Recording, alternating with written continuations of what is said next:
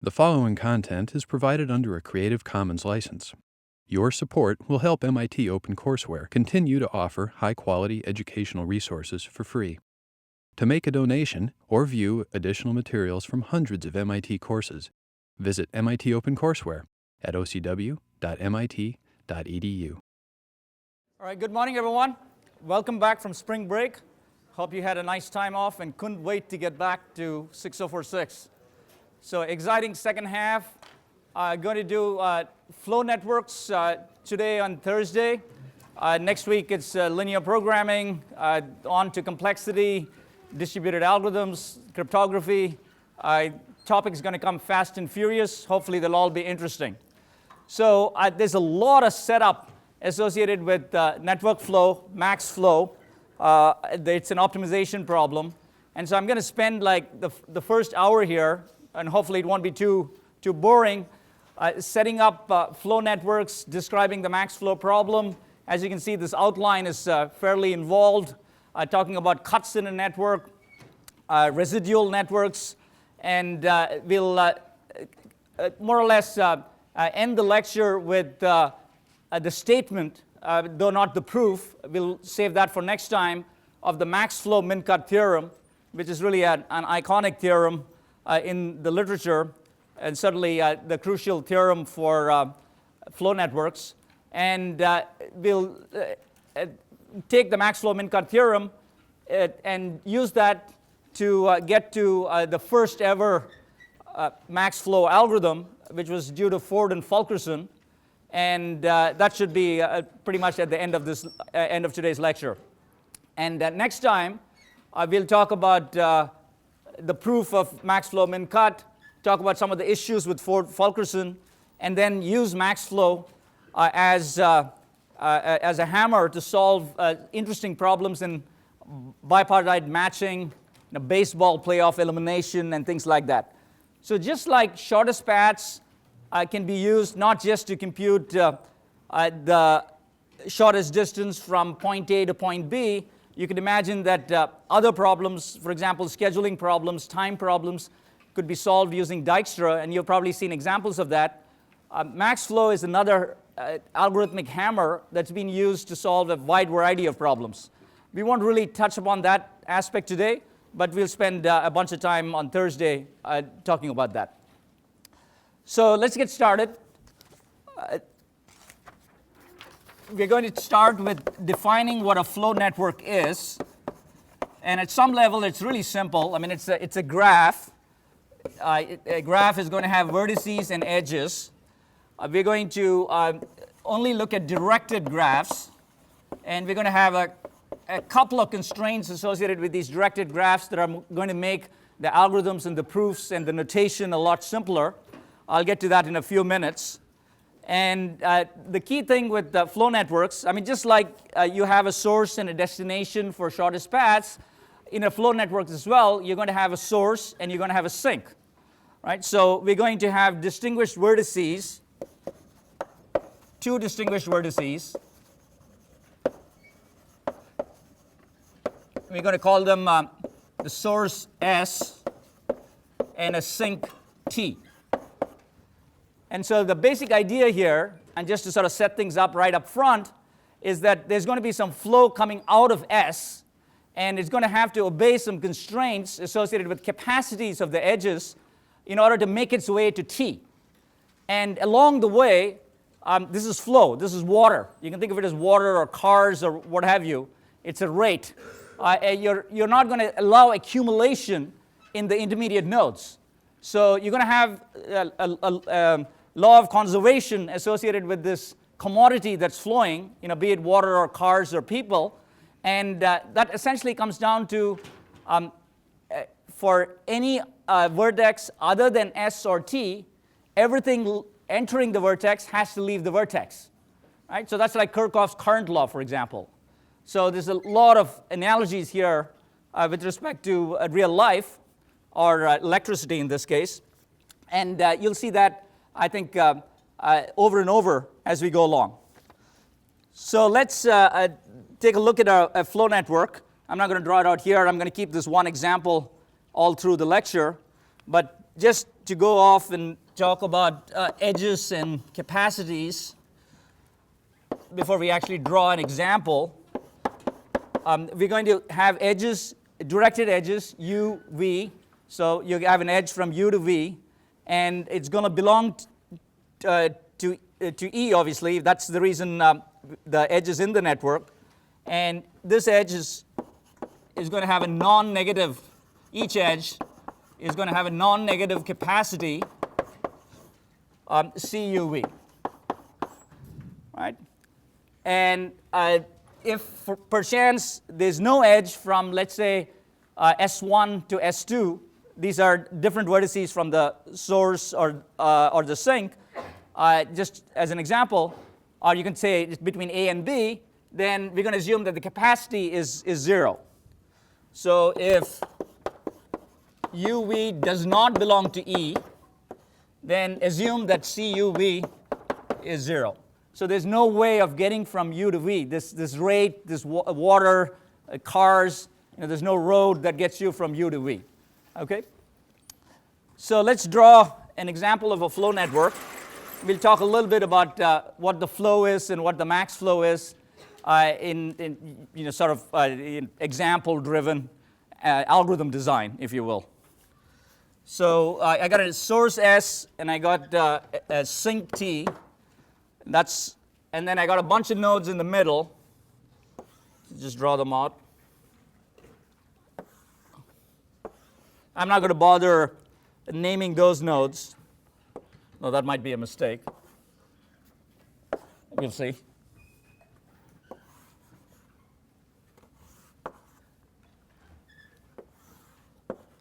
So this is not like it's an acyclic graph.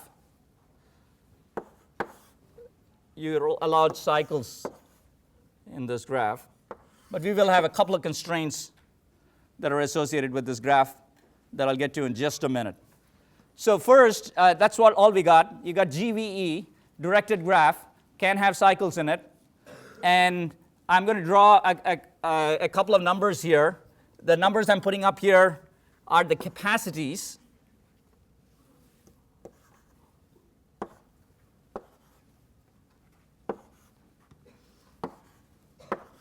Associated with each of these edges. Right? So those are just the capacities. Those are CUV. And I said that if UV does not belong to E, then you're going to assume that CUV is 0. So there's no edge, for example, between this node and that node. So there's no way that you can directly get from here to there. You can go like this, and like that, and get from here to there. And you can obviously go like so, and like this, and like that, to get from the one on the top left to the one on the bottom right. Okay, so that's essentially the setup, except for the fact that we've just talked about capacities, and this is sort of the bandwidth, if you will. This is the amount of traffic that can go through this road. And now we have to talk about the specific case where we're actually going to shove things through the network. Right? So we're going to have another number. So typically, we're going to have two numbers associated with each edge. One of them is going to be the capacity, and the other one is going to be the flow that goes through the edge. And as you can imagine, we're going to have this constraint that says that the flow can never exceed the capacity, and that's a local constraint associated with each edge.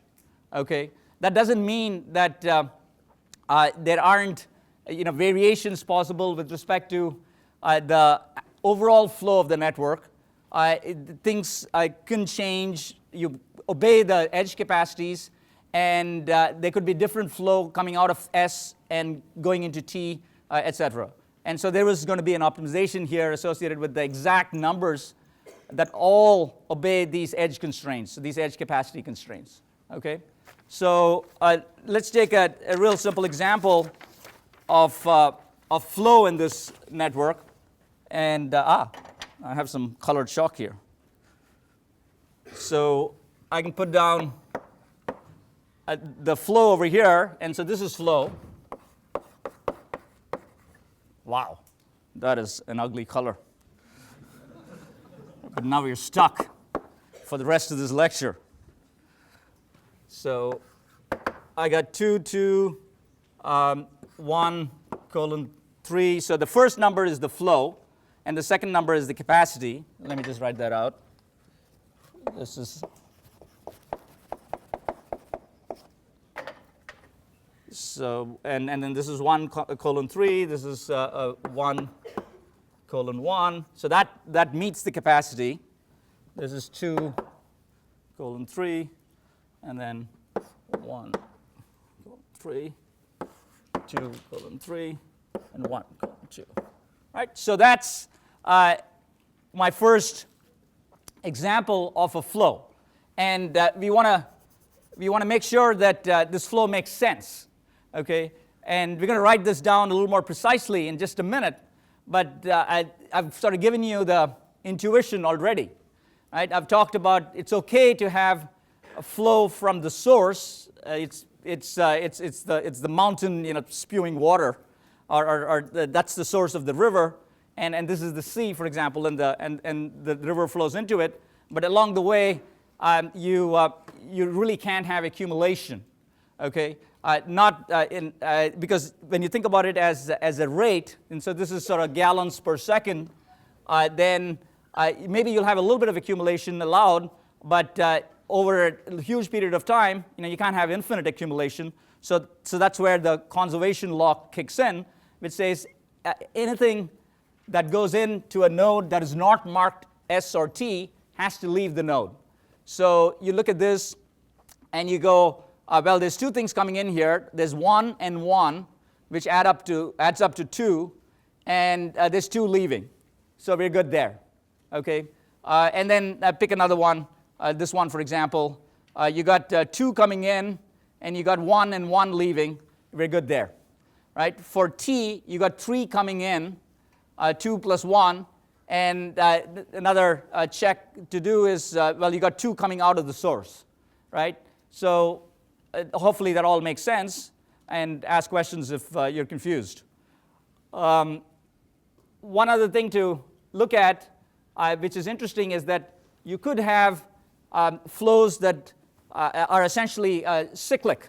You could have commodities that are flowing in a little cycle. And can you see that? Can anyone see that over here? Yep. Go ahead. The bottom right triangle. Bottom right triangle, this thing over here? Yeah. Like that? Good. Right, so you see this one going up this way, and that way. And so there's nothing that's stopping us from taking this, and I had 1 over here, so I'm going to make that 0. I had 2 over here, and I'm going to make that 1. And I had 2 over here, and I'm going to make that 1.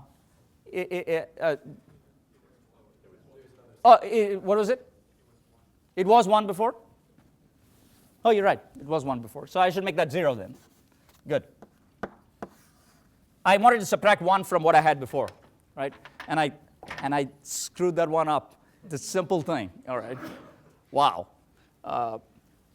No wonder I didn't major in mathematics. Okay, computer science is this forgiving field. So you can go 0, well, this is 0, so now let's take a look at what we have here and check that nothing went wrong, right? We want to check that nothing went wrong. And so 2 coming in, 1 going out, 1 going out, and nothing coming in here, so we're all good, and so on and so forth. Okay? So there's interesting things happening here with respect to the conservation laws and having to obey them. In general, you can imagine that what we're interested in is simply maximizing the flow from the source and getting as much flow out of the source as possible and pushing it into the sink. Okay? Now, the flow here into T, as you can see, is 2 plus 1, which is 3. Okay? Can anyone take this particular flow network and increase the flow? I mean, it's easy to decrease the flow. You can make everything 0 and that'd be valid, right? But can you increase the flow? Do you think that this flow network allows for a larger flow than 3, given that the capacities of those edges are fixed and I'm not going to change them? Let's see. I think all of you have Frisbees, right? Yeah. Yeah, back there. I don't think you can because you're maximizing 2 edges which would have to be increased to increase the flow. Like the one coming out of the bottom one coming out of S would have to be increased, or the one on the very top would also have to be increased. People agree with that? Over there? Yeah. You can have a path going along the top with a flow of 2, so then S to the one on the top of it has 2, then from that to the right has 2 like it has now. From that node to T has 2, and then along the bottom you have another path that has 2 from S to the 1 to the bottom of it. And then Okay, so that made perfect sense to me. It did. One of the crucial observations that was just made here, and let me just focus in on that, is, and that's why I think the other gentleman said no, is that you can actually decrease the flow in particular edges, and that's going to help you increase the overall flow, right? And that's why this problem is challenging. That's why we need so much of a setup, all right? So one thing that I could do is I could essentially say, I'm going to take this and make this 0, right? So when I do that, essentially what I have is I get to push more flow out from here, right? So I get to push more flow. This 2, I can turn this into a 2, and I can turn this into a 2, right? Am I done? Not quite. I mean, I got one little bug here, but I can fix that, right? Right? I got one little bug here which says I got 2 coming out here. I made this 0, so I have to push something more. But hey, I'm lucky. I got S here, which is giving me as much as I want, correct? So I can just make this a 2, right? And so now we get a flow of 4, right? You both get Frisbees. Shall we do blue and purple? Oh, here you go. Could you stand up? Oh, okay, over there.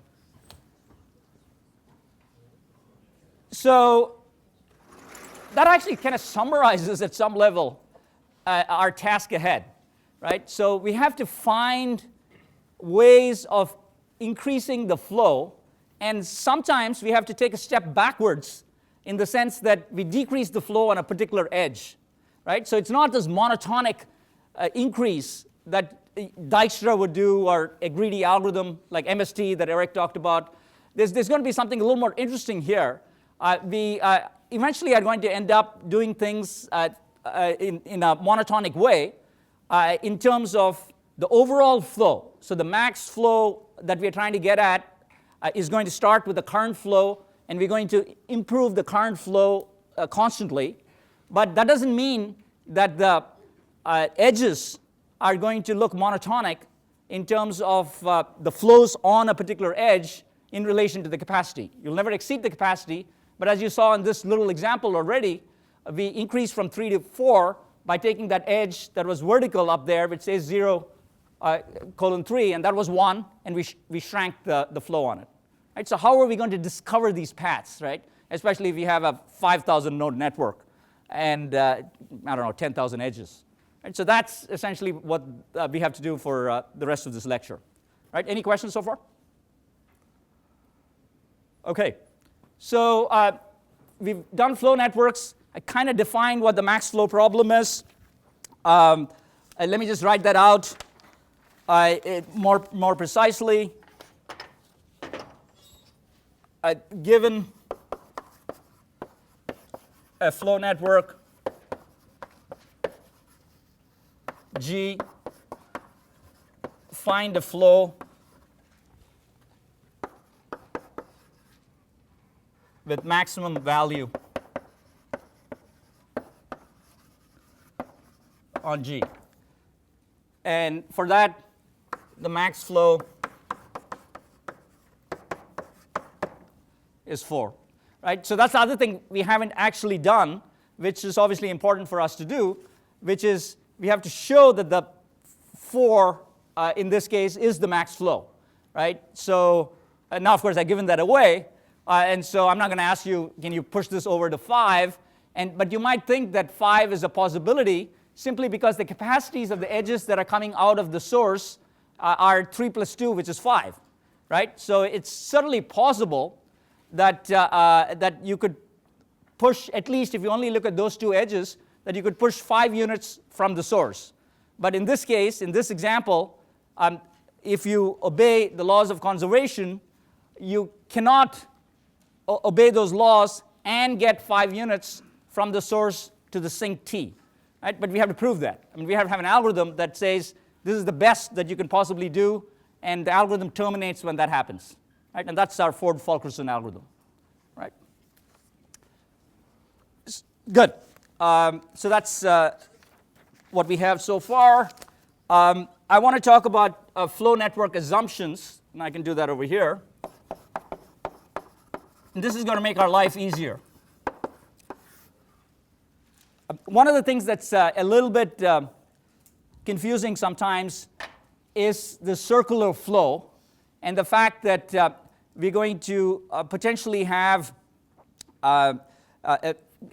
flows that correspond to edges coming in and edges going out. So for example, if I had something like S and U, for example, and S could be the source in this case, or it could be another node. Suppose I had a little subnetwork that looks like this, where I'm just giving you what the capacities are. This is a bit strange in the sense that you could have a situation where you essentially have zero flow, really, because you have 1 unit coming in here and 1 unit leaving, all right? And you can think of this, let's just call this S1, to make it clear that it doesn't have to be the source, right?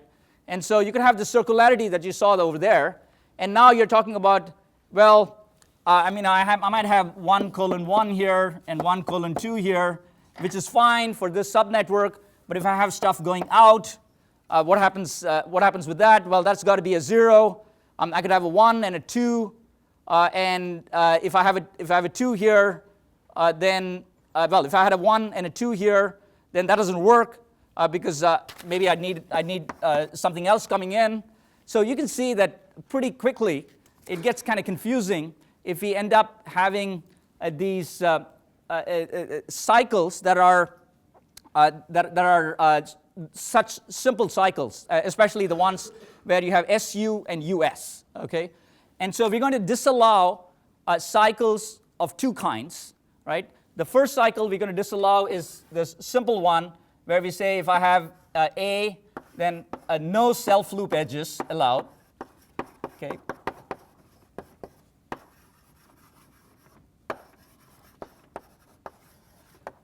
Right, so that would involve accumulation at a particular node, and it's going to make things really confusing. And CLRS disallows that, and most flow network algorithms assume that you're just going to discard these cycles. This particular transformation that I'm going to describe here is something that is going to be forced on you, and this for your benefit, in 046 in lectures and sections, but it's not actually something that CLRS follows, and it's going to make things simpler though. And what we're going to do is we're going to take any pair of vertices that has this characteristic where you have S1U and US1 and they have non-zero capacities, right? So S1U has a capacity of 1, US1 has a capacity of 2. Both of these edges exist, and if these edges exist, that means they have non-zero capacity, right? Positive capacity, and we're going to transform that very simply into this. This is not changing the generality of the algorithm, but all I'm going to do is transform it, call this S1, into something that satisfies this restriction. So I could have 2 here, 1, and 1. Okay? So all I've done is introduce U prime, right? And I can always do this. If this is trivial for any pair of vertices, I can introduce one other vertex. It all works out. Linear expansion, constant factors, ignore them. Life is wonderful. Right? So all I've done is taken away the situation where I have, you can think of it as two-way streets. Right? Two-way streets are annoying. You don't quite know what the rate of traffic is from one end of the street to another because cars are going in both directions, and you have to do subtraction. Right? Subtraction is painful, so we don't want that. Right? So we're just going to say, we're just going to assume that there's this u prime, and now you're all set. Right? We allow this. So we have to allow for generality reasons, as we saw in that very first example there. We are going to have cycles here, okay? But we just don't want cycles to be of length 1 or 2. Okay? So that's essentially what we're going to disallow. All right? The good news is that if you do this, then we'll only have a single notion of flow, whereas if you go read CLRS, you'll see that there's two notions of flow in CLRS. There's positive flow, which is different from net flow. And positive flow is different from net flow in graphs that have this particular structure or have nodes with these properties. But if you disallow them, then you can just talk about flow, and it doesn't matter. Positive flow is the same as net flow. All right? So for the purposes of 6046 for this semester, we're going to simply think about flow and equate that to positive flow, equate that to net flow, and it's all going to work out assuming your graphs satisfy these two properties of the cycle lengths. All right? Cool. Good. So let's keep going here. So we're up to finished up on max flow. Let me just give you some sense of notation. I've talked a lot about constraints, but we got to write some stuff out because we're going to be getting more precise and proving things in just a few minutes. So what is a flow? Well, to be precise, it is going to be a function that satisfies the following properties. It satisfies the capacity constraint,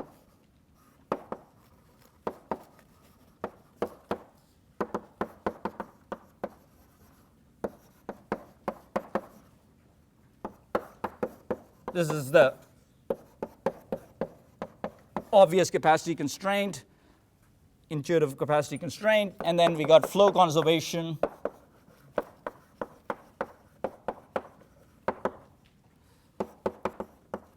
And the important thing here is that I don't have it for all V, but I do have it for all vertices V that are not the source or the sink. And I'm going to require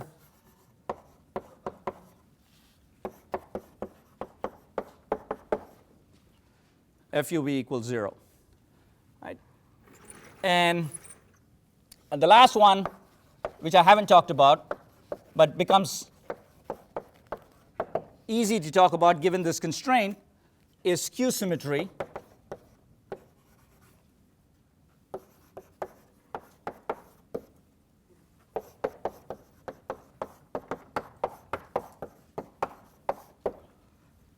Right? So if you take, there doesn't have to be an edge between u and v. Now I'm talking about the flow f between u and v. And so u could be s, which is the source, v could be t, which is the sink. So in general, I'm not talking about a flow. And there obviously has to be a path from u to v in order for there to be a non-zero flow fuv. Right? If there's no path, there's no way of getting there.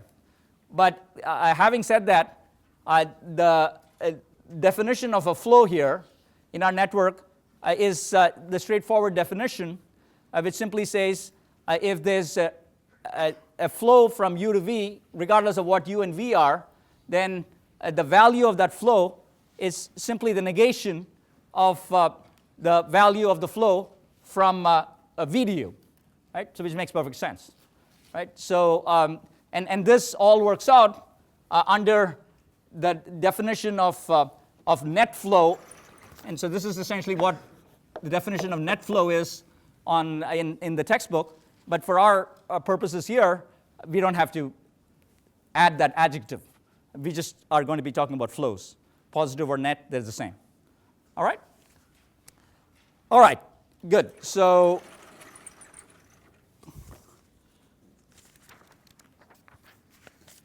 one of the things you can do with this notation, and we're going to use what's called implicit summation notation on top of this, is to prove some interesting things, interesting theorems that give you some intuition as to how algorithms on flow networks are going to work.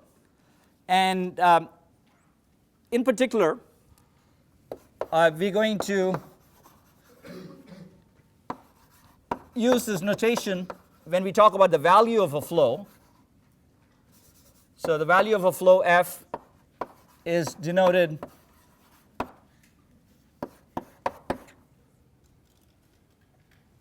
you can think of it as a cardinality of F, and F is V belonging to capital V, Fsv, and that is Fs comma V. Right? So what I have written here? Well, given a flow network, I want one particular quantity that I want to maximize, right? And that particular quantity is going to be defined based on how much I can push from S. How much can I push outward from S? Right? That's the crucial quantity that I want to maximize. That quantity is, you think about everything that is going out of S, and you add it all up together. Right? So you look at, from S, you look at any other vertex, every other vertex, and you say, what is Fs comma V? Right? And I'm not talking about just the edges that come out of S. This vertex V, small v, can be any vertex. Right? If I add up all of the flows that come out of S, then that is the flow that is that corresponds to my flow network. That is everything that's getting pushed out of S. Okay. Now it may be the case that remember I'm talking about flow here. So it may be the case that you have an edge from S coming in from V4, okay, and there may be a flow associated with that. This may be something like 1:2. All right. So what this means is that F S V4 is, this is F, remember, so this is minus F V4S, and in this particular case it's this is 1, so this is minus 1. Okay. So keep that in mind. When I talk about the flow of the network, I'm going to be looking at the source, and I'm going to be looking at all of the flows that are going outward, and I have to keep in mind the skew symmetry relationship. I obviously have to obey capacity constraints and the conservation laws. All right. So given that, let's use this implicit summation notation and show some simple properties of flow. Right, so let's look at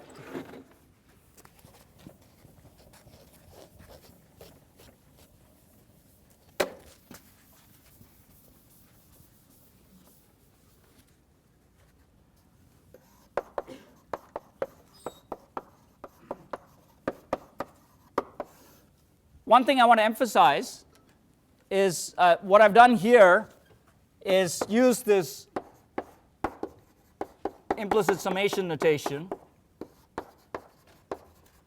which simply says if I see a capital letter here that's a set, and I'm going to have to enumerate all of the members of that set and its implicit summation.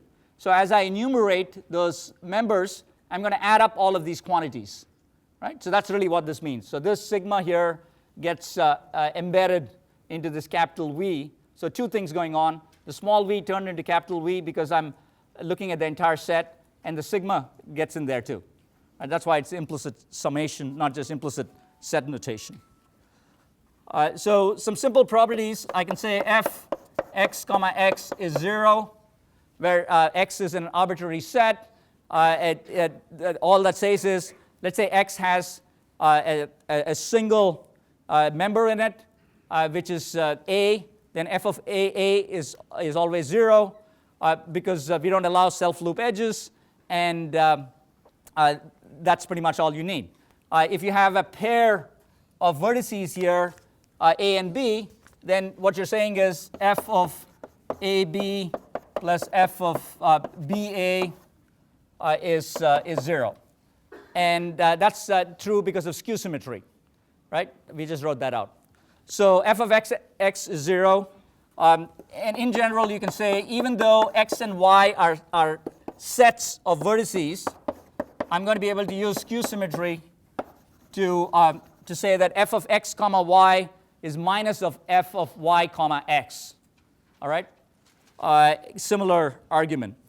And then lastly, there's any number of these. We'll just do 3 of them here. F of x union y to z is f of x z plus f of y z. We're going to use these properties to prove our first theorem here on flow networks. If x of x intersection y is null. So you don't want to double count. So that's all this is. Make sure you're not double counting.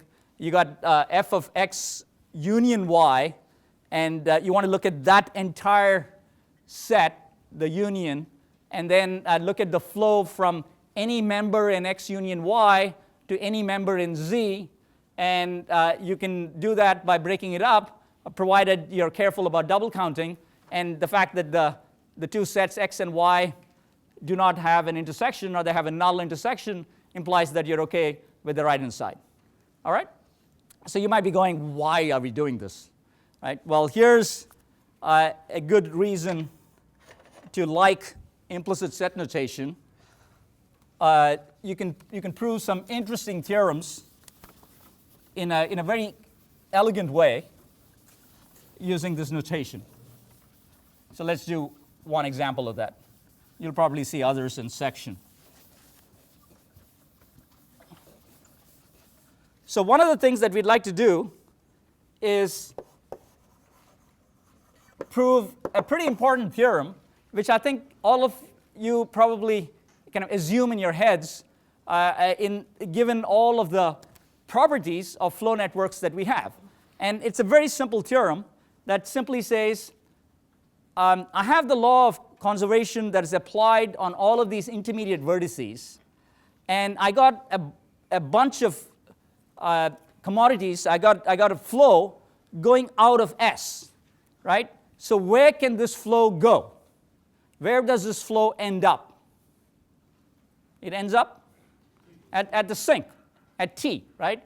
So the point is that if you have all of these properties that we have up here, you're going to be able to show, and you want to show this, you want to prove this, that the value of a flow, which is defined as what gets pushed out from the source, is exactly what goes into the sink, right? If that's not the case, there's been a violation of some property, perhaps a capacity constraint, or perhaps more likely a conservation constraint.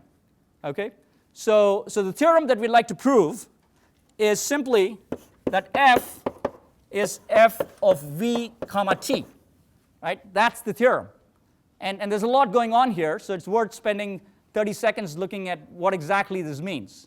What I have here is that if you just look at this and that, I'm saying that f is what gets pushed out of the source. Okay? And now what I'm saying here is that f, the value, is exactly what gets pushed in to the sink. Okay? So this is what I have to prove. Right? And I should be able to prove that by invoking my laws. Right? That's it. I mean, that's my axiomatic system.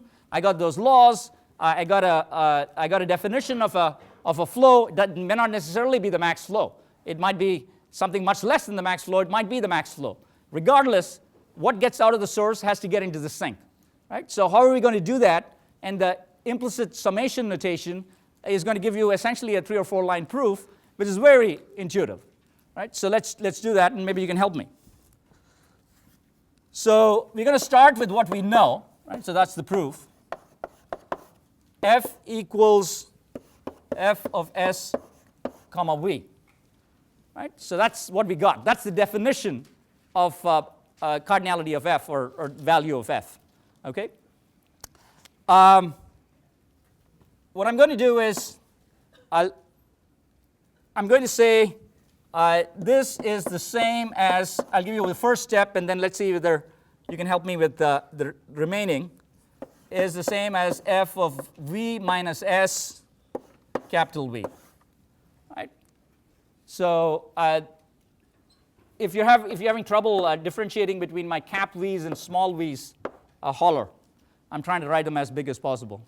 Yeah? Maybe put little hats on the cap. Put little hats on them. Yes, I will put little hats on them. I'll put little frisbees on them if I could. But I like frisbees much better than hats. All right, that's good. That's good to do. So I think hopefully I'll keep doing this, and it won't be confusing. So what I've done here is invoke essentially this, except it's not exactly that in the sense that it's written a little bit differently. But if you see what's going on here, what I've done is look at this S, and I've said, think of this S as being cap V minus cap V minus S, right? So that gives you S, and those are clearly disjoint, right? Those are clearly disjoint sets. There is this one and this one are disjoint sets. That's what I mean to say. I mean, these two aren't disjoint, but this and that are disjoint, and that's what you need in order to invoke the little property that you have here. And so that all makes sense? You see why I did that? Okay. What can I say about either of these two quantities? Can I say something about either of these two quantities? Yeah? F of v to v is 0. That's exactly right. F of v to v is 0. There you go. Yep. So this is simply, I'm going to invert that. I'm going to write this as f of v hat minus s. Okay?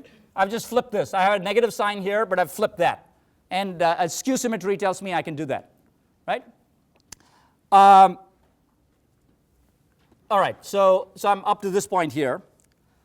Now what I'm going to do is I'm going to do f of v t, and the reason I want to do this is because this is where I want to get at, right? Eventually I want to show something that corresponds to f of cap v t, right? So and what I have here is vt, but now I could do plus f of v minus cap minus s minus t, right? So what I've done here is taken v minus s and pulled out t from it. Remember, t is part of cap v. Cap v contains all of the vertices. So I've pulled out t from it, but that implies that I have to do v minus s minus t over here. And again, they're disjoint. Right? So it's all good. What can I say about this? Yeah? It's 0 because of flow conservation. That's exactly right. We didn't quite write it that way, but if you look at what the implicit summation notation would mean for that, you look at it and you say maybe one more step would be, let me think about this as being f of v t. It'll become more obvious if I write it this way. F of v, I'm putting a minus in here, v minus s minus t, and cap v again, right? So all I've done here is flip these two. Skew symmetry allows me to do that. And now look at what I have here. I'm talking about a flow that corresponds to some, for any vertex, I pick, and it's not an S vertex, it's not a T vertex, so it's an intermediate vertex. And if I look at an intermediate vertex and look at the flow that goes out to all vertices, conservation says that has to be 0, right? So that's exactly what this says. For any U that is in this, that's neither S nor T but in V, the sum has to be 0. So this is 0, and we're done. All right. Oh, you Frisbee? Who was that? Ah, yeah. So that's the power of implicit summation notation. Right? So we could invoke these different properties. It was fairly straightforward. Your first example of this, you'll probably see a few more. All right? Any questions so far? Okay. So as you can see, as I promised or threatened at the beginning, but followed through on my threat, we have a lot of notation, a lot of baggage here before we get to algorithms. Right? But we're slowly getting there. The next major concept is the concept of cuts. Right? So a cut, you think of a cut as being, well, a cut through paper, a cut through the air, whatever. It turns out the notion of a cut in a network is more general than that. Right? A cut is basically a partition. A cut is a partition of nodes, and a partition means that you can't have a node in both sides. Right? So a cut is going to give you two disjoint components at the end of it. But the cut doesn't have to be something contiguous. It doesn't have to be a line through the network, and everything to the left of the line is it's in one half of the cut, and everything on the right of the line is in a different half of the cut. I can just break up these nodes into two disjoint parts, and the only constraint that I'm going to ask for is that S, which is the source, is on one side of the cut, and T, which is the sink, is on another side of the cut. Okay, that's it. Given that, I'm going to say interesting things, really interesting things, about the flow through a cut. Okay, and so let's do that. Let's define a cut.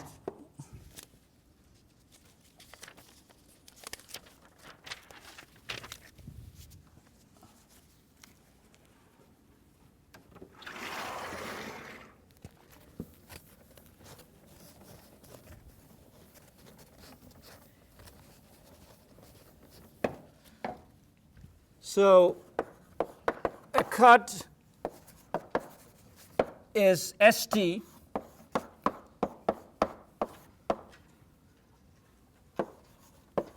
of a flow network G is a partition of V such that small s belongs to cap S and small t belongs to cap t. All right.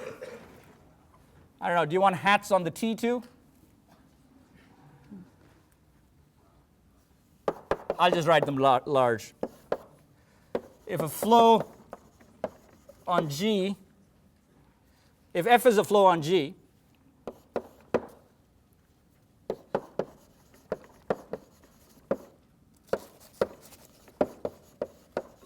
then the flow across the cut is F S T. Okay. So again, implicit summation notation here. The flow across the cut is as the sum of the flows corresponding to each pair of vertices, such that the source vertex is part of capital S, and the destination vertex is part of capital T. All right? That's it. I'm just going to add them all up. All right? That's the flow across the cut. So what I can do now is just talk about, let's just go up here, back to this, and I'm going to look at exactly what I have here. Is that right? Not exactly. I'm going to change this a little bit because I want to make sure I don't have to add up numbers and do that incorrectly. So I need a 1. Yep, that's all I need to do to change it. So I'm going to change our example here, not the topology of the example, but the actual numbers, and you'll need to verify that what I have here satisfies our flow network properties. And there's one more.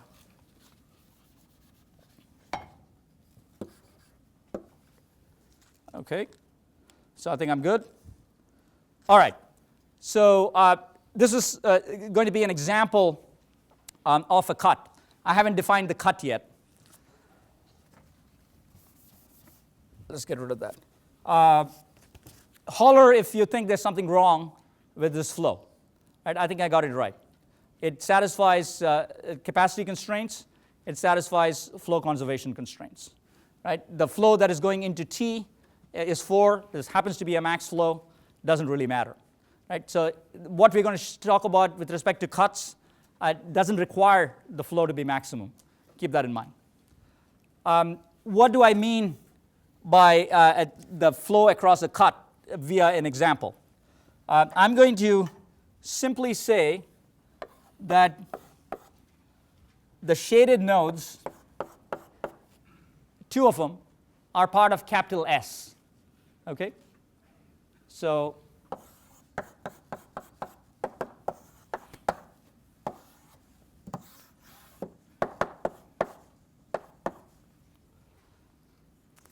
as you can see, I just arbitrarily picked a couple of nodes, and they're not necessarily something that can be easily partitioned using an actual cut line, a physical cut line. I just picked that one over there and the one over here with S. And so I can now look at this, and I can compute numerically for this example, and it's worth doing at least once, what the flow across this particular cut is, defined by the particular choice of cap S and cap T. Okay? And that's what we're going to do. So F of cap S T is, I'm going to have to look at pairs of nodes such that I got a shaded node on the left-hand side and a non-shaded node on the right-hand side. And I'm going to have to go through all of the combinations. Right? So if I look at this, I can first knock off this one and that one and that one. Let me actually put in, let's call this A, B, and C here, and we can call that D. Right, so we have S and D as being part of the cut in terms of S, capital S, and the other ones are in cap T. And so what I have is I could do SA and SB. So I got 2 plus 2, right? And this would correspond to SA and SB. So those are going out, right? So far so good. And then I'm going to write down a bunch of numbers here. -2 plus 1, -1 plus 2. Okay, and the -2, where would the -2 come from? Well, an AD, for example, is a -2, right? Because D is part of, it would be DA.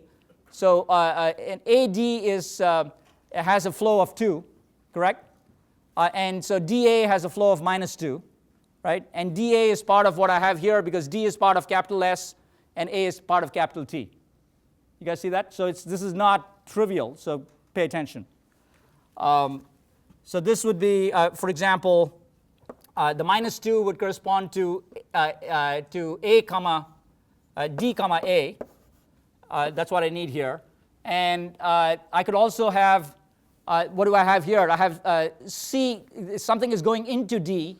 So CD is 1, so DC is minus 1. Right? Make sense? DC is minus 1. What about the plus 1? Where do I get a plus 1 from? dB is going out. That's exactly right, dB. And the plus 2, it would be dt, right? So, and so you have to do the enumeration. It's worthwhile doing once, and then it gets kind of boring. We won't do it again. But you have to realize that you have to absolutely look at every pair of vertices, and you have to use skew symmetry and ensure that even though there's actually no edge going out, if there's an edge coming in, you got to count that, and that's going to get a negative. Whatever is coming in, you got to subtract. Okay, so it's not that complicated. Yeah, go ahead. Do we not consider SC? I'm sorry. Do we not consider SC? So when you don't have, so the beauty of this is that when you don't have a particular edge from S to C, you can use skew symmetry to argue that SC and CS cancel out each other. All right. So that's the good part, right? And thanks for asking the question. Right. That's a good question. Right. Here you go. So you can do that by just looking at the edges, and you can add up the numbers. All right. And so I don't think this is going to be absolutely crucial to understand the rest of the lecture. Keep this in mind that there's a process by which you define the value of a cut. And we're going to get back to this when we prove the max flow min cut theorem next time. But at this point, I want to say something actually much more straightforward, which is going to be important when we look at residual networks, which is the last concept that we need to get at before we get to an algorithm. And that is simply that the capacity of a cut and the relationship between the capacity of the cut and the flow of a cut. So the capacity of a cut is C of capital S, capital T. Whoops, I didn't draw that properly. Open brackets, capital S, capital T. And we can do it exactly the same way, except that this is a lot simpler, because you only look at edges and you only have positive quantities. So in this case, you'll simply say it's 3 plus 2, corresponding to what did I have here? I had D comma A, S comma A, and S comma B. And then the capacity is, you only need to look at edges that go from a node in S to a node in capital T. And so those are 1 plus 3. And this simply would be, the 1 would be D comma B. And the 3 is D comma T. Right? So you don't care about the other flows. This is not about flows. This is simply about capacity. Right? So this adds up to 9. Okay. And so we have at this point we've defined the flow through a cut, and we know the capacity of a cut. Okay. It's more or less obvious, though you could certainly prove a theorem which is going to take a couple of lines to say that the value of any flow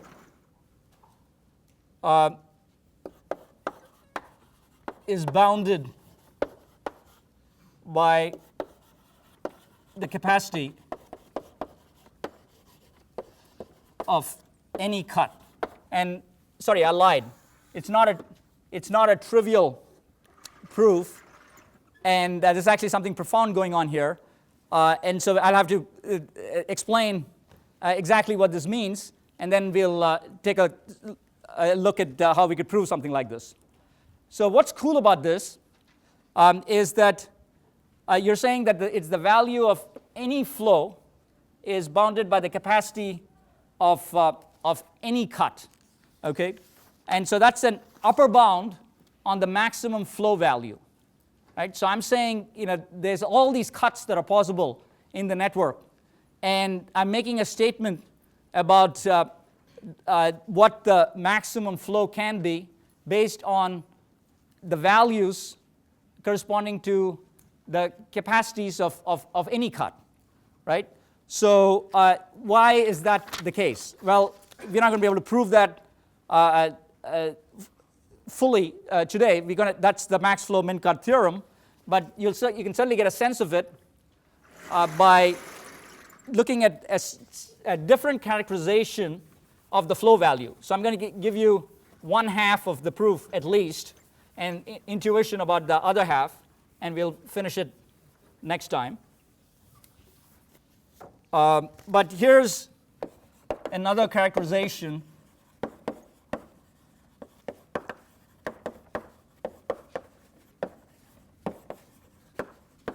of the flow value. Okay. So our lemma here, which is going to lead us to this statement, is that for any flow f and any cut st, we have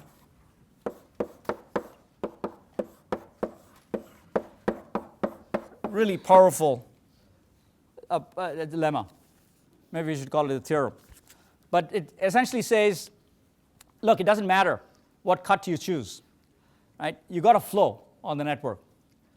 And when you look at the flow on the network, it's going to equal the flow across the cut.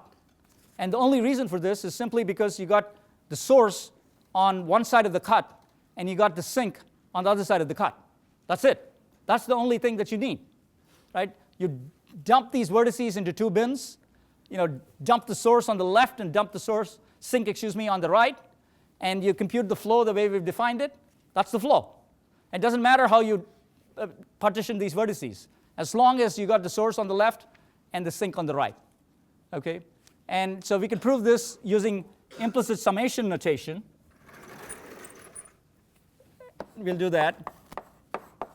And that'll give you a really good sense of why this statement is true, because we know that for any given cut, the flow of that cut is bounded by the capacity of that cut, right? We know that. But to show this, here's how we can show that. F of st is f of sv minus f of ss. Okay, so I'm playing around just like I did before.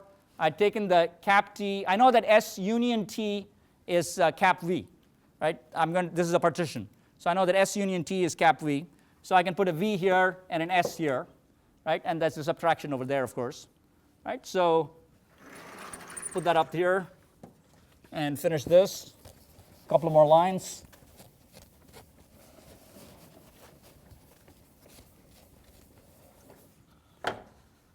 And what can I say about either of these? Something I could say something about one of these terms. Yeah. The one on the right is 0. So call this f of sv, right? And now I'm going to break it up again, make it small s, big V, plus f of cap s minus s, cap v. So broken this up into small s, which is disjoint from cap s minus s, clearly. And what can I say about this? This is a little more subtle than perhaps the previous question. What can I say about that quantity? I mean, the answer is not subtle. But yeah, go ahead. That is equal to 0. And why? Because the cap S doesn't contain T. Ah, beautiful. That's right. So that's what I wanted. So this does not contain T. And so now you can use flow conservation, right? And that's the important thing. You can use flow conservation because this does not contain T. And then it clearly does not contain small s because I just took it out of it, right? So that goes to 0. And voila. That's simply f of SV, which we know is f, right? We proved that. We did our first implicit summation proof was showing that, well, this is a definition, excuse me. So we showed that we did it for the sink. But this is simply the definition of the flow value, right? So this is beautiful. I mean, it's like fantastic, right? I mean, why aren't people excited? Because I put people to sleep before, in the hour before, right? But this is absolutely fantastic because this says that I have ways of figuring out what the maximum flow of the network would be by making arbitrary cuts through this network and looking for capacities of these cuts, right?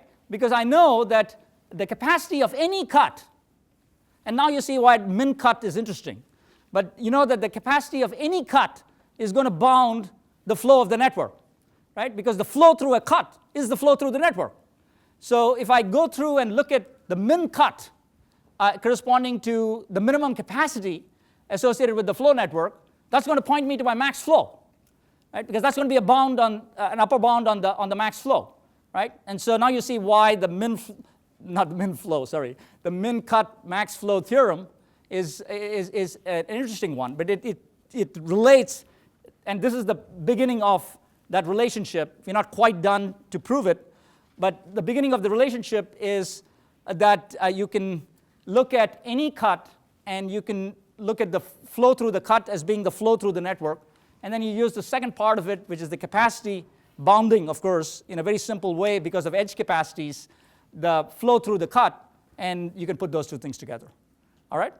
We still don't quite know how to find these cuts, right? So we don't quite know how to find these cuts, and that's the last thing that we're going to do today. Give you a sense of how we're going to find these min cuts so we can find the max flow. All right? Cool. So the one last notion that we have here that is going to allow us to go into the algorithm domain as opposed to the analysis domain, right? All we've done so far is analysis, is the notion of a residual network. Okay?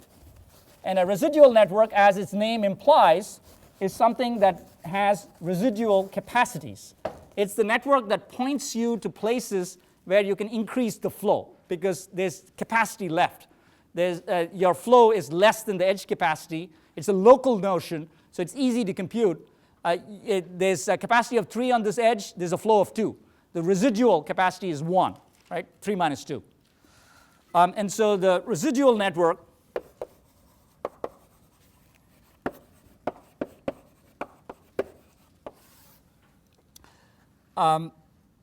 is GFVEF, right? So the actual network is GVE, and the vertices are going to be the same. The graph is obviously different, but the edges are going to be different. There's going to be a different set of edges in the residual network as opposed to the flow network, okay? And you have strictly positive, that means greater than 0, strictly greater than 0, residual capacities.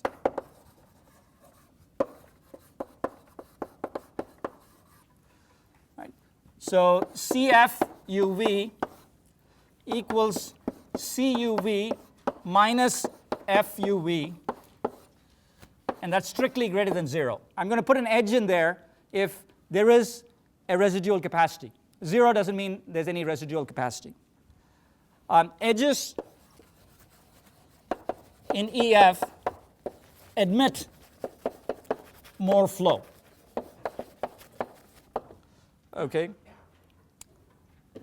And one last thing, if VU does not belong to E, so we are talking about the original network here, E means the original network, then we know that C of VU equals 0. That was our definition. If you don't have that edge, the capacity is 0. But we are talking now about F, which is a flow, which doesn't necessarily require that there be an edge. And we're simply going to use our skew symmetry relationship.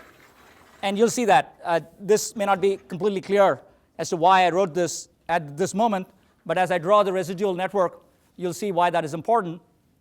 It's going to be the case that we're going to have extra edges in the residual network that don't exist in the original network because of that last line there. Right? So let me clear that up. So we're going to draw a residual network for, I'm going to change that yet again, but we're going to draw the residual network for our example up there. Topology is going to stay the same. Numbers are going to change because I want something slightly more interesting than what we have there. So I'm going to take this out to 1, 2. Go back to what it was before, I think. 1. All right, good. So I want a 1 over here. I want a 1 over here, a 2 over here, and keep checking to make sure I'm not messing up here in terms of flow constraints. But that's pretty much all I got.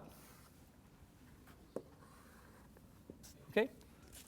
So the flow here and the S and T don't particularly matter. The max flow is 4. The flow that you see up there is 3. This is what we had right up at the beginning. All right?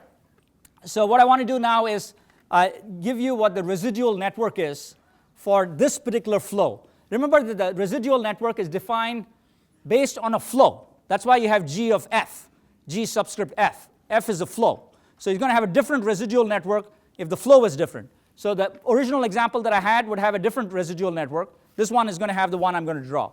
All right? So the residual network has the same set of vertices.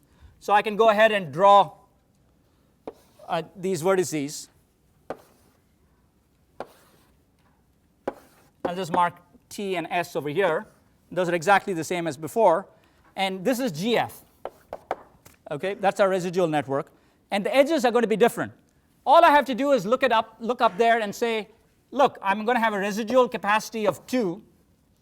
Let me use a different color since I have them. Corresponding to that edge from S to A, because I clearly have a capacity of 3 and I only have a flow of 1. Right? So that's all there is to it. Now the interesting thing is that because of this line over here, I'm actually going to define an edge in EF, in GF or EF, that corresponds to this edge that didn't exist in E, because I can shrink the flow from 1 to 0. And that essentially says that that shrinkage is represented in the residual network by an edge that goes from this node A up there to S. Right? And that is going to have a residual capacity of 1. Right? So that's it. That's the only extra thing that you have to remember when you draw the residual network. You not only can increase the flow, you can also shrink it. You have to represent the shrinkage of the flow by an edge in the residual network. And you obviously represent the increase of the flow by an edge in the residual network. And now you see why this is all going to make sense. Remember way back eons ago, only an hour ago, but we had this example where we had to shrink the flow in a particular edge in order to get the overall flow to increase. right? The residual network is going to point us in the direction of potentially those edges whose flow has to shrink, but they're going to be represented in effect as these reverse edges with positive numbers associated with them. So there's a 1 here is positive because it goes from this node, call it A, back to S, and if I shrink this from 1 to 0, that is in effect taking what I have up here and making this 1 a 0. Okay, that's the way you want to think about this. So that's pretty much it. I could draw out the rest of this, and it should all make sense. I have an edge like that. So there's not going to be there's the edges that are at capacity up there aren't going to show up here. The edges that are not at capacity end up with 2 edges down below if they have a flow that is non-zero, right? If you have a 0 flow up there, you're only going to get 1 edge, assuming that, obviously you'll get 1 edge because the capacity is non-zero.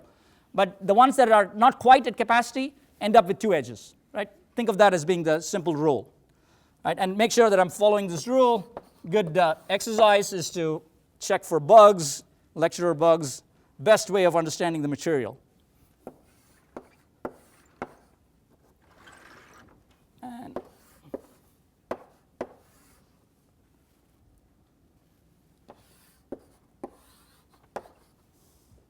okay, so that's my residual network.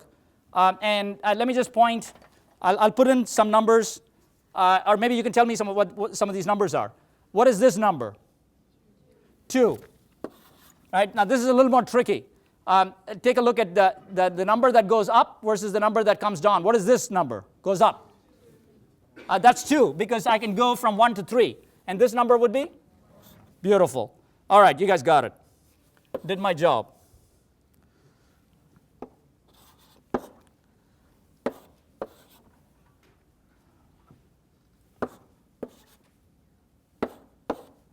All right, so that's our residual network for this particular flow.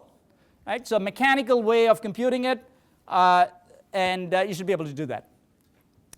Now, what exactly can we do with this residual network? It turns out that the algorithm now can be described in a couple of sentences. Right?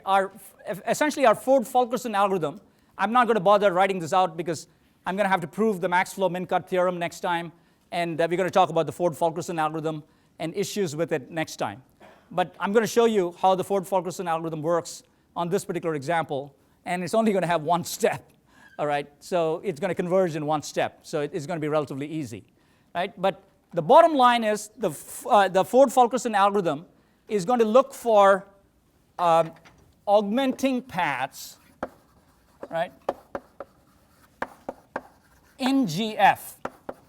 Augmenting paths are defined in the residual network. What is an augmenting path, you ask? Well, an augmenting path is simply a path from S in GF to T in GF. Okay, that's it. That's all there is to it. If you can find a path, you could use depth first search, you could use breadth first search, you could use whatever you wanted. You find a path from S to T. Okay, if you find such a path, if this path exists, it means that the flow is not maximum. Okay, if no path exists, the flow is maximum and you're done.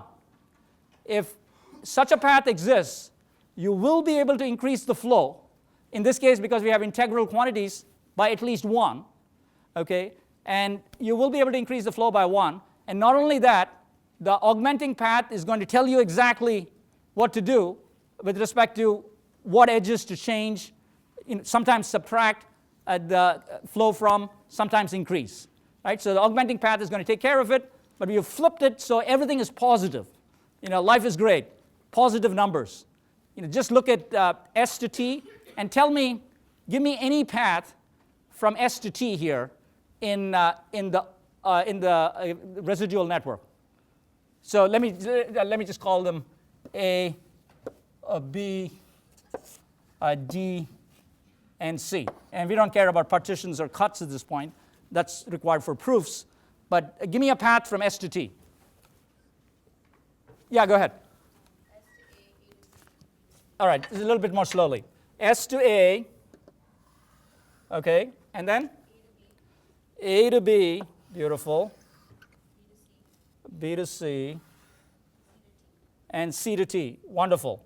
And I have a capacity, a residual capacity of 2 here. I have a residual capacity of 1 here, 1 here, and 1 here. And so the value of this augmenting path is 1, right? It's not 2 because the minimum value is what I can push through the network.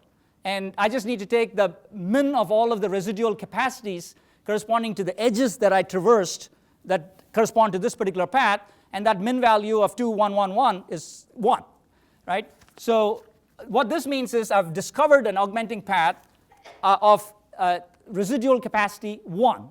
Now I can go back to this thing over here, and these edges are going to point me, in some cases to complementary edges, in some cases to the direct edges that are going to have their flows changed, either increased or decreased, to increase the flow in the original network. So you're guaranteed now that F, which caused this residual network to have an augmenting path in it, was not maximum. You're guaranteed that because you found this path. Okay? So what happens here? Well, you go back up and you say, remember, I'm going to increment by +1 because that's the residual capacity. So I'm going to go up here, and I have S to A. You'll need to help me out again. So I'm going to make this 2, right? Because I need to add a 1 to it. What happens here? This is the key step. Subtract and make this a 0, right? We're not quite done. What's next? I have B to C, right? Right? You're still on the hook. B to C becomes 3, right? And then lastly, this becomes 2.